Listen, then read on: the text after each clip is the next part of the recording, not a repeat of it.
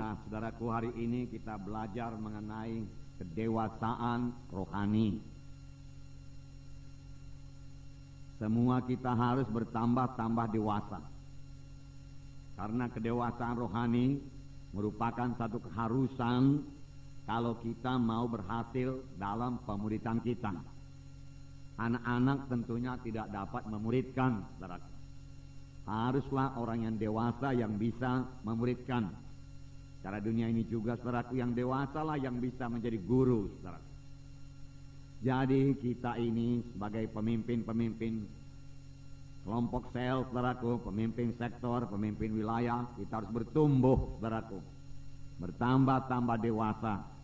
Bahkan, saudaraku, firman Tuhan berkata, kita bisa sampai begitu dewasanya sampai kita menjadi seperti Yesus. Firman Tuhan menuliskan demikian, saudaraku. Karena semua kita ini terlibat dalam penggenapan perintah agung. Semua kita. Bukan hanya saudara pemimpin kelompok sel saja sebenarnya, saudaraku. Anggota-anggota dalam kelompok sel saudara juga ikut dalam penggenapan perintah agung. Supaya perintah agung bisa diselesaikan. Kapanpun perintah agung tidak akan selesai, saudaraku, kalau hanya saudaraku pendeta-pendeta saja, penginjil-penginjil saja, guru-guru saja yang menginjil dan memuridkan.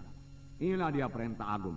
Menginjil, penginjilan, dan pemuritan, saudaraku. Kemudian tentunya dalam pemuritan itu ada pengajaran, saudaraku, dan juga baptisan air, saudaraku. Saudara, penginjilan dan pemuritan ini bisa kita laksanakan, saudaraku, dan harus kita laksanakan dalam kelompok sel kita masing-masing, saudaraku. Tanpa penginjilan dan pemuritan, maka kelompok sel kita tidak akan berbelah, tidak akan bertambah bilangannya. Bagaimana kelompok sel bisa berbelah kalau tidak ada yang menginjil, yang memberitakan Injil? Benar, Injil itu berkuasa, saudara. Roma 1:16 berkata, ya, kuasa Injil itu menyelamatkan jiwa-jiwa, baik orang Yahudi, baik orang Yunani. Ada kuasa dalam Injil itu. Tapi Injil itu nggak bisa berjalan sendiri, saudara. Injil itu harus ada yang membawanya, harus ada yang memberitakan. Buku Roma berkata, saudaraku, barang siapa yang berseru kepada nama Tuhan akan selamat. Begitulah mudahnya keselamatan. Dia berseru kepada Tuhan Yesus, dia akan selamat. Oleh sebab itu, saudaraku, dalam kelompok sel saudara, tentu biasa jiwa-jiwa beroleh keselamatan. Nah, saudara perdamaikan dia mengaku dengan mulutnya, percaya dengan hatinya, maka dia akan selamat. Tapi firman Tuhan juga berkata, bagaimana mereka berseru karena mereka belum percaya. Bagaimana mereka percaya kalau mereka belum mendengar? Bagaimana mereka mendengar kalau tidak ada yang memberitakan? Nah, saudaraku, bagaimana mereka memberitakan kalau tidak ada yang menyuruh?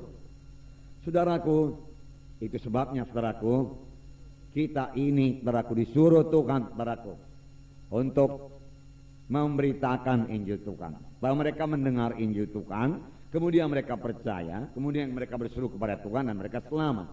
Mereka lahir baru. Setelah mereka lahir baru, bolehlah kita ajari mereka itu, saudaraku. Mereka mulai mengerti firman Tuhan, mereka mengikuti training. Kemudian kita ajari mereka itu bagaimana berdoa, bagaimana membaca Alkitab. Nah, itu sudah termasuk pemuritan, saudaraku. Pemuritan. Nah, dan ini bisa kita laksanakan. Bisa. Mengapa tidak, saudaraku? Roh Kudus memimpinkan kita. Roh Kudus mengajari kita, saudaraku. Roh Kudus menyanggupkan kita. Roh Kudus sudah diberikan kepada kita. Firman Tuhan berkata, kamu akan beroleh kuasa. Saudara beroleh kuasa. Bukan kuasa manusia. Bukan kuasa dari dunia ini. Kuasa dari sorga. Apabila Roh Kudus turun ke atas kamu. Dan kamu akan menjadi saksi bagiku di Yerusalem, Judea, Samaria, sehingga sampai ke ujung bumi. Kuasa, Roh Kudus itu kuasa, dan sudah saudara terima. Marilah saudara bergantung sepenuhnya kepada kuasa Roh Kudus, saudara, yang menyanggupkan saudara untuk menjadi saksi. Bergeraklah, saudara. 2 minggu ini kita berbicara mengenai Laskar Kristus. Sebagai pahlawan mereka berlari. Nyatalah, saudara, bahwasanya Laskar Kristus itu berani. Ya, tidak takut. Dia maju dia ofensif, dia menyerang, dia tidak defensif, dia tidak bertahan. Saudaraku, serang, saudaraku. Datangi jiwa-jiwa itu, saudaraku. Beritakan Injil kepadanya. Saya katakan minggu yang lewat kita bisa melaksanakannya dengan ramah tamah, saudaraku. Ya. Roh Kudus akan memimpinkan kita. Ramah tamah ini bisa kita laksanakan, saudaraku. Karena itu buah Roh Kudus, saudaraku. Terlebih kalau kita mengasihi, kita akan ramah tamah. Amin, saudaraku. Ya. Nah, marilah kita muridkan, saudaraku, jiwa-jiwa anak-anak Tuhan di kelompok sel kita. Karena kalau semua anggota kelompok sel saudara anak-anak, bagaimana bisa menginjil? Bagaimana pula bisa memuridkan? Saudara, yang memuridkan ini saudaralah terutama pemimpin KKS. Memuridkan, saudaraku, jiwa-jiwa yang saudara lihat, saudaraku, sudah lebih dewasa daripada yang lain, saudaraku. Muridkan dia. Ya, kalau kita katakan jiwa dewasa lah itu. Silakan muridkan, saudaraku. Kemudian tentunya nanti, saudaraku, jiwa yang dewasa itu memuridkan lagi jiwa lain, saudaraku. Nah, kalau tidak ada jiwa dewasa, saudaraku, ya saudara mulai dari memuridkan jiwa yang anak-anak itu terus bertambah hari bertambah dewasa. Tidak akan lama, saudaraku, kalau saudara ikuti, saudaraku, cara pemuridan yang dipakai oleh Tuhan Yesus, yaitu cara magang, saudaraku. Tuhan Yesus memuridkan murid-muridnya, saudaraku, dalam tempo 3,5 tahun. Dan murid-muridnya sungguh sangat teguh, mengerti jalan Tuhan, bisa meneruskan pekerjaan Tuhan, saudaraku, dan bisa memenangkan dunia ini buat Tuhan Yesus. Menyampaikan maksud Tuhan betul-betul, saudaraku. Dalam tempo 3,5 tahun, saudaraku. Nah, cara apakah yang dipakai Tuhan Yesus, saudaraku? Ya, kalau kita menyebutnya dengan cara magang. Tetapi kita mengetahui, saudaraku, bahwasanya murid-murid itu banyak sekali, saudaraku, bersekutu dengan Tuhan Yesus. Banyak sekali bersama-sama dengan Yesus. Inilah cara magang, saudaraku.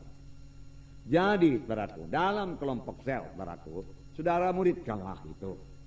Oke lah, berkhotbahlah, saudaraku. Jangan terlalu lama berkhotbah, 15 menit saya pikir sudah cukup. Saudaraku, kemudian saudara perlu mengenali jiwa-jiwa saudara itu. Amin, saudaraku. Bagaimana saudara memuridkan kalau saudara tidak kenal dia? Ya, apa yang perlu kepadanya? Ya, saudara tidak tahu apakah dia baca Alkitab atau tidak. Saudara nggak tahu apakah dia bisa berdoa apa tidak, saudaraku. Saudara nggak tahu apakah dia sudah menginjil apa tidak, saudaraku. Saudara nggak tahu apakah ikatannya sudah lepas apa tidak, saudaraku.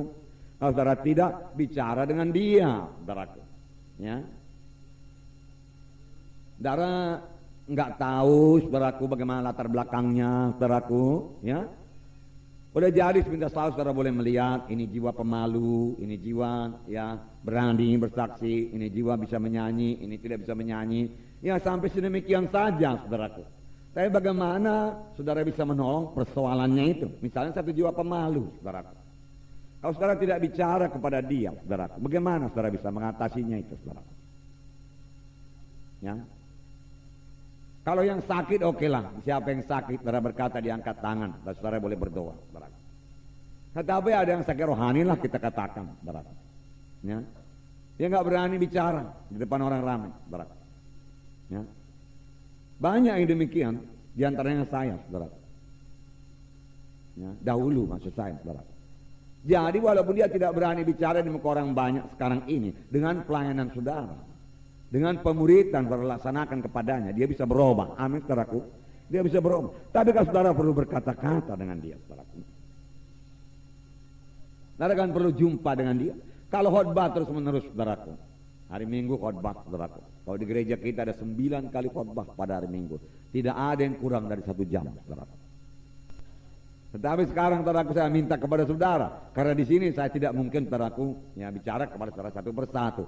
Tapi dalam kelompok sel bisa. Sehingga itu nanti menjadi bahan doa saudara. Saudara kenal tiap-tiap jiwa itu, saudara.